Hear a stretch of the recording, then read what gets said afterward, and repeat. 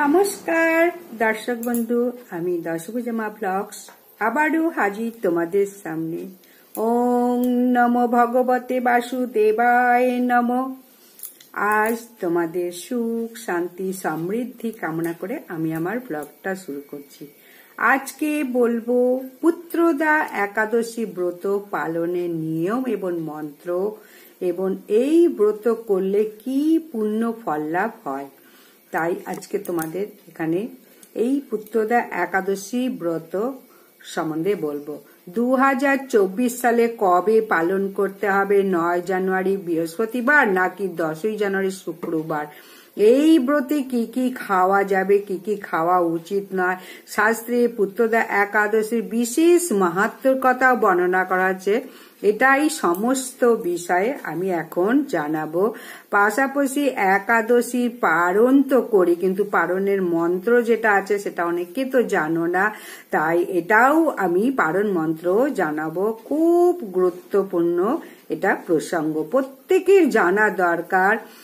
আজকে আমি তোমাদের প্রত্যেককে স্বাগত জানাচ্ছি আমার এই দশভুজা ব্লগস চ্যানেলে। প্রত্যেকে একটু সমৃদ্ধ হও, অবশ্যই ভিডিওটা একটা লাইক করে বেশি বেশি করে শেয়ার করে দাও এবং কমেন্টে লেখো জয় শ্রীকৃষ্ণের জয়, জয় মা ইষ্ট দেবের নামটা একবার হলেও লিখে যাও। একাদশীর দিন হচ্ছে ভগবানের অত্যন্ত প্রিয় দিন। বছরে 24টা একাদশীর মধ্যে শ্রেষ্ঠ ব্রত হচ্ছে পুত্রদা একাদশী। এই একাদশীর দিনটি ভগবানের অত্যন্ত প্রিয়, যেমন বৃহস্পতিবার মা লক্ষ্মী, শনিবার শনি দেবতার, একাদশীর দিনও সেই রকম হরি বাসর ভগবান শ্রী বিষ্ণুর অনেক প্রিয় দিন রয়েছে। তার মধ্যে শ্রেষ্ঠ দিন হচ্ছে একাদশীর দিন বা একাদশী ব্রত। কালী ব্রত রয়েছে, লক্ষ্মীর ব্রত রয়েছে, শিব চতুর্দশী ব্রত রয়েছে, যত প্রকার ব্রত রয়েছে তার মধ্যে সর্বশ্রেষ্ঠ ব্রত হচ্ছে একাদশী ব্রত। যে ব্রত পালন করলে ভগবান অত্যন্ত প্রসন্ন হন, আর ভগবান যদি প্রসন্ন হয় তার জীবনে কোনো দুঃখ দুর্দশা কষ্ট থাকে না। সেই জন্য শাস্ত্রে পদ্মপুরাণে বলা আছে, নদীর মধ্যে যেমন গঙ্গা শ্রেষ্ঠ, যুগের মধ্যে যেমন সত্য যুগ শ্রেষ্ঠ, তেমনি ব্রতের মধ্যে একাদশী সর্বশ্রেষ্ঠ।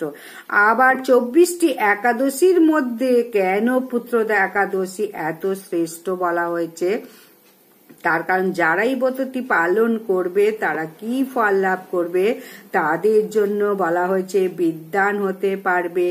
অনেকে বিদ্যা লাভ করার ইচ্ছা সরস্বতীকে পূজা করে ভক্তি ভরে, হে মা আমাকে বিদ্যা দাও, এমন বিদ্যা দাও যে বিদ্যা আমি অর্জন করে প্রকৃত জ্ঞানী মানুষ হতে পারি। এই জ্ঞানের মাধ্যমে আমি প্রত্যেক মানুষকে জগতের কল্যাণ সাধন করতে পারি। অনেকে মা সরস্বতীকে পুজো করে থাকে, কালী মাকে পুজো করে থাকে। ইয়া দেবী সর্বস্তুতে মাতৃরূপা নমস্তুতে, নমস্তস্যৈ নমস্তস্যৈ নমস্তস্যৈ। মাকেও ঠিক চায় বিদ্যা যশ ভাগ্য খ্যাতি সর্বত্র দাও, আমার সুনাম দাও। যারা সুনাম চাইছো, যারা খ্যাতি চাইছো, তারা এই পুত্রদা একাদশী পালন করলে সমস্তটা পাবে।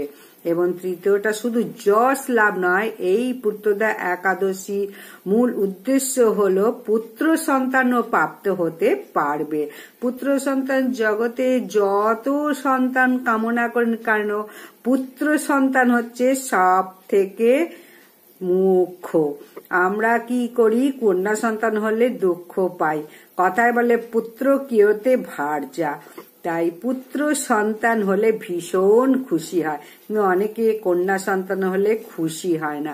ভগবানকে সবসময় বলে আমাকে একটা পুত্র দাও, সুপুত্র লাভ করতে পারি। তো যাই হোক, যাদের এইরকম ইচ্ছা আছে, শাস্ত্রে বলা হয়েছে সে যদি পিণ্ড দান করে, ধর্মানুষ্ঠান করে, পিতৃপুরুষরাও তারা স্বর্গে গমন করে নরক থেকে।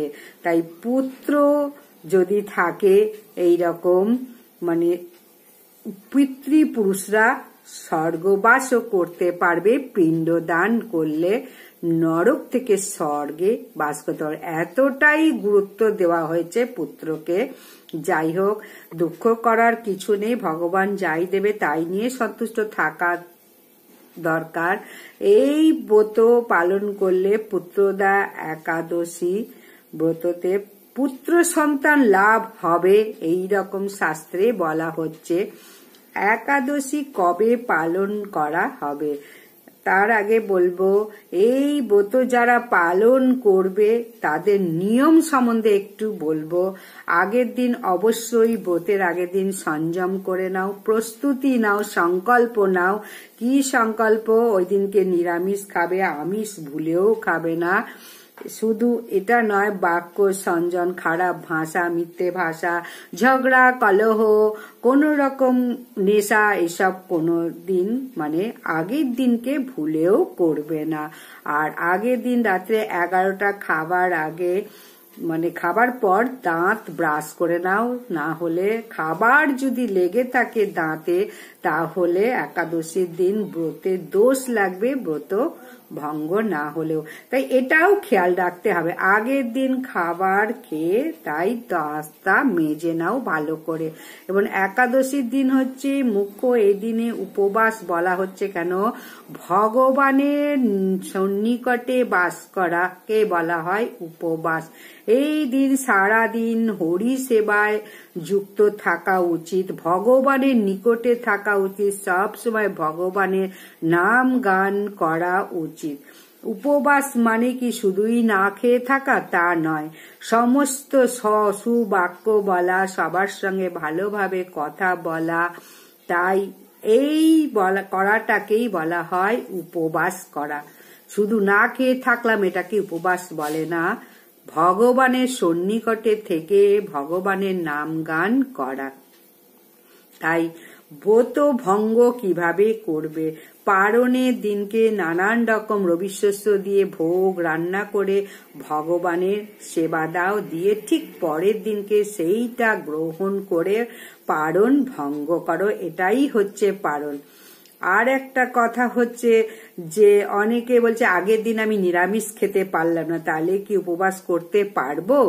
অবশ্যই করতে পারবে। তার কারণ হচ্ছে অনেকে বাইরে কাজের সূত্রে বাইরে যেতেই হয়, বাইরে গেলে তাদেরকে অনেক রকম বাইরের খাবারই খেতে হয়। কি করবে? এটা অজান্তেই হচ্ছে, এটা ভগবানের দেখার ব্যাপার।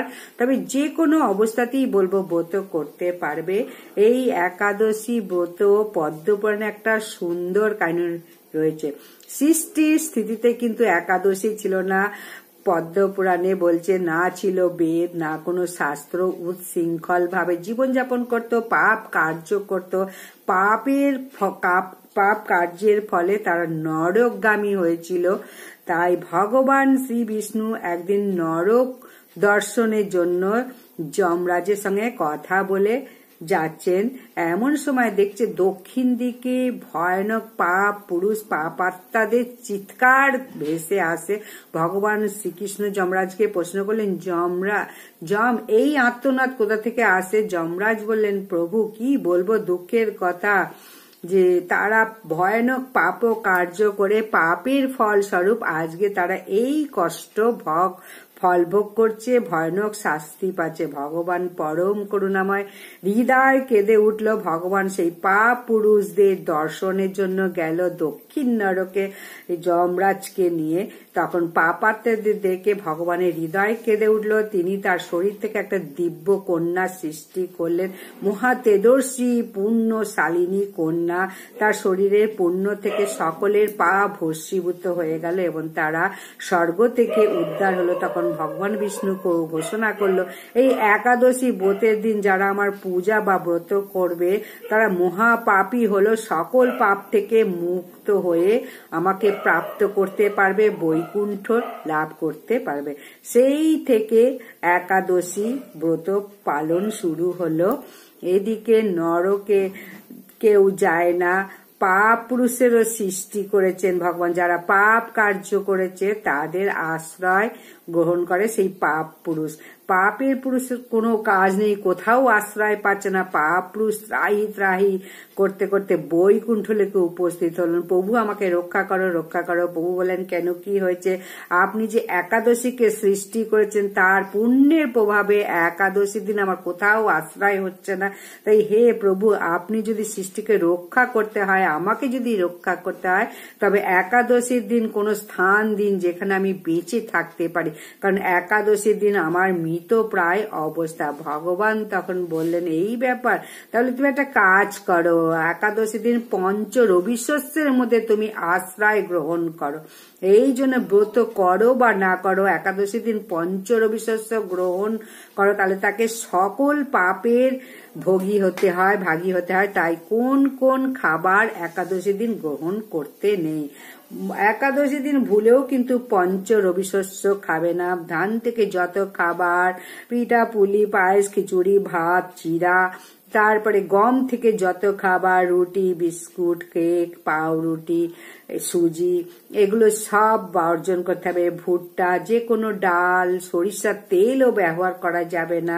এমনকি ছোলা, বুট, মটর এগুলোও খেতে পারবে না। 5 ফোড়ন, অনেকে আবার শ্যামা চালও খেয়ে থাকে, শ্যামা চালও খাওয়া যাবে না। একাদশী ব্রতের দিন ভুলেও খাবে না, এতেও কিন্তু ব্রত ভঙ্গ হয়। পাশাপাশি কি কি খাবার খাওয়া যাবে? যে কোনো প্রকার ফল খাওয়া যাবে। সর্বোত্তম হচ্ছে যদি কেউ নির্জলা করতে পারে, 1 ফোঁটা জলও সে গ্রহণ করবে না। কিন্তু অনেকে তো এরকম ব্রত নির্জলা করতে পারে না, সেক্ষেত্রে ফল খেতে পারে। ফল খেয়েও যদি সে না পারে, তাহলে সবজি খেয়েও করতে পারে। কাঠবাদাম, কাজু বাদাম, পেঁপে, কাঁচকলা, মিষ্টি আলু, ঘি বা বাদাম তেল বা সূর্যমুখী তেল দিয়ে রান্না করে ভগবানকে সেবা দিয়ে সেই জিনিস একাদশীর দিন গ্রহণ করা যায়। কিন্তু এই শাকগুলো খাওয়া যাবে না। পুঁই শাক, বরবটি, সিম, বেগুন, বাঁধাকপি এগুলো একাদশীর দিন বর্জন করতে হবে। কলমি শাকও ভুলে খাবে না। পাশাপাশি অনেকে বলে যে একাদশীর দিন মিষ্টি খাওয়া যাবে কিনা। মিষ্টিও খাওয়া যাবে না, কারণ বাজারে যে মিষ্টি পাওয়া যায় অনেক সময় ময়দার মিশ্রণ থাকতে পারে। তাই মিষ্টিও একাদশীর দিন উপবাস করে খাবে না। নিজেরা বাড়িতে বানিয়ে গরুর দুধ দিয়ে ছানা তৈরি করে যদি খেতে পারো, সেটা খেতে পারো, কিন্তু বাজারের মিষ্টি খাওয়া কখনোই উচিত নয় একাদশীর দিন। অনেকে আরো অনেক কিছু জিজ্ঞাসা করে, চা বিস্কুট তো খায়, চা নিরামিষ, চাকেও নেশা বলা হয়েছে। নেশা করা যাবে না, কোন রকম নেশা করা যাবে। বিস্কুট তো ময়দার তৈরি, খেতে পারবে না। অনেকে ব্রত করে বিড়ি সিগারেটও খেয়ে থাকে। একটা দিন পারেন, এরকম কোনো মানুষ আছে একটা দিন আর নেশা করলেই না। যাই হোক, ধূমপান ক্ষতিকর জেনেও তারা গ্রহণ করে। এটা হচ্ছে আসক্ত প্রবল। নেশা যারা করে তাদের মস্তিষ্ক ক্ষতি হয়। তাই একাদশীর দিন ভুলেও কিন্তু নেশা করা উচিত না। এটা খুবই গুরুত্বপূর্ণ বিষয়। কিন্তু একাদশীর দিন আরো বলবো, কখনো ভুলেও নেশা, কোনো রকম নেশা করো না। আর এটা বলবো যে একাদশীর দিন আরো অন্যান্য জিনিস আছে, সেগুলো বলবো। দিনে কখনো ঘুমাবে না। অনেকে একাদশী করে সারা দিন ঘুমিয়ে পড়লো, খিদে পাবে না, তাহলে অনেকে কি করে, সারা দিন ঘুমাচ্ছে দিনে একাদশী করে। ঘুমানোর সময় যদি স্বপ্নে দেখে আমি নানান রকম খাবার খাচ্ছি, পঞ্চরবিশস্য, মাছ, মাংস, অনেকেই ঘুমিয়ে ঘুমিয়ে এসব স্বপ্ন দেখে। তাই ঘুমালে এইসব স্বপ্ন দেখলে পাপ লাগে একাদশীতে। আরেকটা বিষয়, ব্রত করে যদি শরীর থেকে রক্তক্ষরণ হয় কোনো রকম, তাহলে সেই ক্ষেত্রে কিন্তু একাদশী ব্রত ভঙ্গ হবে না, কিন্তু ব্রতে পাপ লাগবে বা দোষ লাগবে। ব্রতের ফল কিন্তু পূর্ণ ফল পাবে না। তাই এইসব বিষয়ে খেয়াল রাখতে হবে। সেই কারণে দাঁত মাজনও করা যাবে না, দাঁত ব্রাশ করা যাবে না, কারণ ব্রাশ করলে অনেকেই দাঁতের গোড়া থেকে রক্ত বেরোয়। তাই একাদশীর আগের দিনকেই দাঁত ব্রাশ করে নাও, আঙুল দিয়ে কোন রকমের দাঁতটা মেজে নাও। আর একাদশীর দিন যত পারো রান্না বান্নার দিকে না গিয়ে, খাওয়া দাওয়ার দিকে না গিয়ে ঠাকুরের কাছে হরি ভাসরে বসে থাকা, ঠাকুর নাম গুণকীর্তন করা, এইটা হচ্ছে সব থেকে গুরুত্বপূর্ণ বিষয়। আর কখনো কোনোদিন নিন্দা কারুর করবে না। নতুন বছর, তাই এই বছর সারাটা বছর যেন খুব ভালো যায়, এই কাজগুলোই করো। নিন্দা একটা বড় অপরাধ, বৈষ্ণবদের তো নিন্দা করবেই না এই শুভ একাদশী ব্রতের দিনে। এখন 2024 সালে এই ব্রত কবে পালন করতে হবে এবং পালনের সময়, পালনের মন্ত্র কি? শাস্ত্রে পুত্রদা একাদশী ব্রতে বিশেষ মাহাত্ম্যকথা বর্ণনা করা হয়েছে, সেটা প্রথমে বলবো এবং প্রত্যেকে বলবো একাদশী ব্রত পালন করো বা না করো, এই ব্রতের দিনে মহাত্ম্য শ্রবণ করো, এতে ব্রতের ফল অনেকটা লাভ করতে পারবে। এই ব্রত অবশ্যই মাহাত্ম্য পাঠ করো এবং একটা ঘিয়ের প্রদীপ তুলসী তলায় বা ভগবান শ্রীকৃষ্ণের কাছে জ্বালিয়ে দাও। তাই যেখান থেকে পারো মাহাত্ম্যটা শ্রবণ করো একাদশীর দিন। ব্রতের মাহাত্ম্য। যুধিষ্ঠির মহারাজ বলেন, হে কৃষ্ণ, পৌষ মাসের শুক্লপক্ষের একাদশীর নাম কি? কোন দেবতা এই দিনে পূজিত হন এবং আপনি কার প্রতি সন্তুষ্ট হয়ে এই ব্রত ফল প্রদান করেছিলেন? কৃপা পূর্বক আমাকে সবিস্তারে বলুন। শ্রীকৃষ্ণ বলেন, হে মহারাজ, এই একাদশী পুত্রদা নামে প্রসিদ্ধ, সর্বপাপ বিনাশিনী কামদায়িনী একাদশী অধিষ্ঠাত্রী দেবতা হলেন সিদ্ধিদাতা স্বয়ং নারায়ণ। ত্রিলোকে এর মতো আর কোন শ্রেষ্ঠ ব্রত নেই। এই ব্রতকারীকে নারায়ণ বিদ্বান এবং যশস্বী করে তোলেন। এখন আপনার কাছে আমার মাহাত্ম্য শ্রবণ করুন। ভদ্রাবতীতে শোকেত্তর নামে এক রাজা ছিলেন, রানীর নাম ছিল শৈবা। রাজ দম্পতি বেশ সুখে দিন যাপন করছিলেন। বংশ রক্ষার জন্য বহুদিন ধর্মের অনুষ্ঠান করেও যখন পুত্র লাভ হলো না, তখন রাজা দুশ্চিন্তায় কাতর হয়ে পড়লেন। তাই সকল ঐশ্বর্যবান হয়েও পুত্রহীন রাজার মনে কোনো সুখ ছিল না।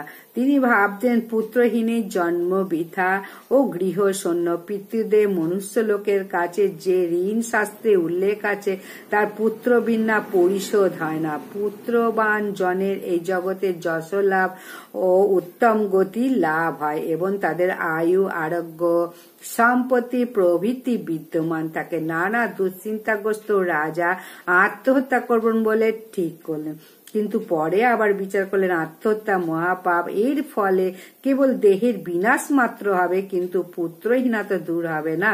তারপর একদিন রাজা নিবিড় বনে গমন করলেন। বন ভ্রমণ করতে করতে দ্বিপ্রহর অতিক্রান্ত হলে রাজা ক্ষুধা তৃষ্ণায় অত্যন্ত কাতর হয়ে পড়লেন। এদিক ওদিক জলাধার অনুসন্ধান করতে লাগলেন। তিনি চক্রবাক, রাজ হংস, কন্যা, নানান রকম মাছে পরিপূর্ণ একটি মনোরম সরোবর দেখতে পেলেন। সরোবরের কাছে মুনিদের একটি আশ্রম ছিলেন, সেখানে তিনি উপস্থিত হলেন। সরোবরে মুনিগণ বেদ পাঠ করছিলেন। মুনিগণের দণ্ডবত প্রণাম করে মুনিবর রাজাকে বলেন, হে মহারাজ, আপনার প্রতি আমরা প্রসন্ন হয়েছি, আপনার কি প্রার্থনা বলুন। রাজা বললেন, আপনারা কে, কি জন্যই বা এখানে সমবেত হয়েছেন? মুনিগণ বললেন, মহারাজ, আমরা বিষ্ণুদেব নামে প্রসিদ্ধ এই সরোবরে স্নান করতে এসেছি। আজ থেকে 5 দিন পরেই মাঘ মাস আরম্ভ হবে। আজ পুত্রদা একাদশী তিথি। পুত্র দান করে বলি এই একাদশী নাম পুত্রদা। তাদের কথা শুনে রাজা বলে, হে মুনিগণ, আমি অপুত্রক, তাই পুত্র কামনায় অধীর হয়ে পড়েছি আপনাদের কাছে। তাই আপনাদেরকে দেখে হৃদয় সঞ্চার হলো। এই দুর্ভাগা পুত্রহীনের অনুগ্রহ করে একটি পুত্র প্রদান করুন। মুনিগণ বলেন, হে মহারাজ, আজ সেই পুত্রদা একাদশী তিথি, তাই এখনই আপনি এই ব্রত পালন করুন। ভগবান শ্রী কেশবের অনুগ্রহে অবশ্যই আপনার পুত্র লাভ হবে। মুনিবরদের কথা শুনে যথা যথাযথ ফলমূলাদি আহার করে সেই ব্রত অনুষ্ঠান করলেন। দ্বাদশীর দিনে উপযুক্ত সময় শস্যাদি সংযোগে পালন করলেন। মুনিদেবগণকে প্রণাম করে নিজ গৃহে ফিরে আসলেন এবং যথাসময়ে একটি তেজস্বী পুত্র লাভ করলেন। হে মহারাজ, এই ব্রত একান্তভাবে প্রত্যেকের পালন করা কর্তব্য। মানব কল্যাণের কাছে এই ব্রত আমি বর্ণনা করলাম। নিষ্ঠার সঙ্গে যে এই ব্রত পালন করবেন তারা পুত্র নামক নরক থেকে পরিত্রাণ লাভ করবে। এই ব্রত শ্রবণ ও কীর্তনে অগ্নিষ্টম যজ্ঞের ফল লাভ হয়। এই ব্রত মাহাত্ম্যর কথা বর্ণনা করা হয়েছে। এই পুত্রদা একাদশী পালন করলে কি ফল লাভ হয় সেটা পুরোই জানতে পারলে সেই জন্য একাদশী ব্রত অবশ্যই পালন করে এবং সকলের মাঝে ছড়িয়ে দাও। ভগবানের এই ব্রত প্রত্যেকে যেন পালন করতে পারে। এই ব্রত 2024 কবে পালন করতে হবে? তিথিটা কখন শুরু হচ্ছে? তিথি শুরু হবে 9 জানুয়ারি বৃহস্পতিবার সকাল 11:46 থেকে থাকবে 10 জানুয়ারি শুক্রবার সকাল 9:38 পর্যন্ত। সেজন্য উদয় তিথি মেনেই এই ব্রত পালন করতে হবে 10 জানুয়ারি শুক্রবার। পারণ একটা বিশাল গুরুত্বপূর্ণ বিষয়, অনেকে বুঝি না, ব্রত ভঙ্গ করা হয়, ওই বিষয়টাকেই পারণ বলে। শুক্রবারে একটা একাদশী ব্রত করলেন নির্জলা বা ফলাহারের, কিন্তু সঠিক সময় যদি পারণ না করো ব্রতের কিন্তু সম্পূর্ণ ফল লাভ হয় না। তাই একাদশী ব্রত উপবাস করে পারণ করতে হবে সঠিক সময়ে। মুনি ঋষিরা পর্যন্ত ব্রতের দিন উপবাস করে সঠিক সময়ে পারণ করতেন। তাই পালন করতে হবে পরের দিন সকাল 6:42 থেকে 8:53 পর্যন্ত। এই সময়ের মধ্যে ভগবানের প্রসাদ পঞ্চরবি শস্য দিয়ে পালন করে নিতে হবে, সেটা গ্রহণ করে এবং একটি মন্ত্র উচ্চারণ করতে হবে ভগবানের কাছে, তারপরে পালন ভঙ্গ হবে। একাদশং নিরাহার ব্রত নানেন কেশব প্রসিদ্ধ সুমুখ নাথ জ্ঞান দৃষ্টি প্রদ ভব। এই মন্ত্র 3 বার উচ্চারণ করে ভগবানের কাছে প্রার্থনা করে, হে প্রভু, কৃপা করে তুমি আমার প্রতি প্রসন্ন হয় এবং কৃপা করো আমি যেন তোমাকে অন্তিমে লাভ করতে পারি, বৈকুণ্ঠ ধামে যেতে পারি। প্রত্যেকের আশা করছি একটু হলেও সমৃদ্ধ হয়েছে। যদি ভালো লাগে তাহলে লাইক, সাবস্ক্রাইব, শেয়ার করে দাও। জয় শ্রীকৃষ্ণের জয়। কমেন্টে লেখো। ভগবানের কৃপায় প্রত্যেকে ভালো থাকো, সুখে থাকো, শান্তিতে থাকো। এখানেই শেষ করছি ভিডিওটা।